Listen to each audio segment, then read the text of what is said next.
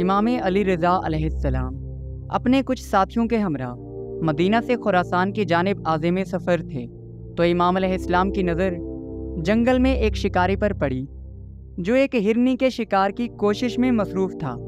ہرنی اس کے چنگل سے چھٹکارا پانے کے لیے ہر حربہ آزما رہی تھی۔ شکاری کو طویل مسافت تک اپنے پیچھے دوڑاتی رہی۔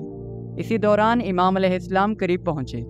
جب ہرنی کی نظر وارث سلیمان کریم امام کے رخ انور پر پڑی تو اس نے اپنی زبان میں آپ علیہ السلام سے شکاری کی شکایت کی اور مدد کی درخواست کی۔ امام علیہ السلام نے شکاری سے مخاطب ہو کر فرمایا، اے ابن آدم، کیا تمہیں علم ہے یہ ہرنی ہم سے کیا درخواست کر رہی ہے؟ اس شکاری نے جواب دیا، اے مولا، آپ حجت خدا ہیں، آپ فرمائیں یہ کیا کہہ رہی ہے؟ امام علیہ السلام نے فرمایا، یہ ہم سے فریاد کر رہی ہے، اس کے 2 بچے ہیں، اس نے ایک بچے کو دودھ پلایا تھا اور ایک کو نہیں پلا سکی اور رزق کی تلاش میں نکل پڑی۔ اس کا بچہ بھوکا ہے اور یہ ماں اپنے بچے کی محبت میں تڑپ رہی ہے۔ اس کی ممتا اس بات کو گوارا نہیں کرتی کہ اس پر اس کی اولاد کا حق رہ جائے اور خدا کے حضور شرمندہ ہو۔ تم اسے جانے دو، یہ اپنے بچے کو دودھ پلا کر واپس آ جائے گی۔ شکاری نے کہا، مولا، یہ جانور ہے، کیا یقین ہے کہ یہ واپس آئے گی؟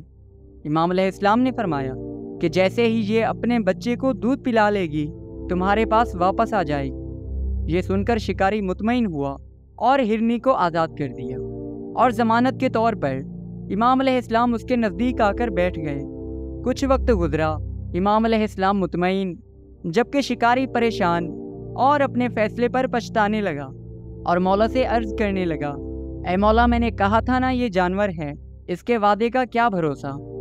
امام علیہ السلام مسکرائے اور فرمایا، وہ دیکھو ہرنی واپس آ رہی ہے۔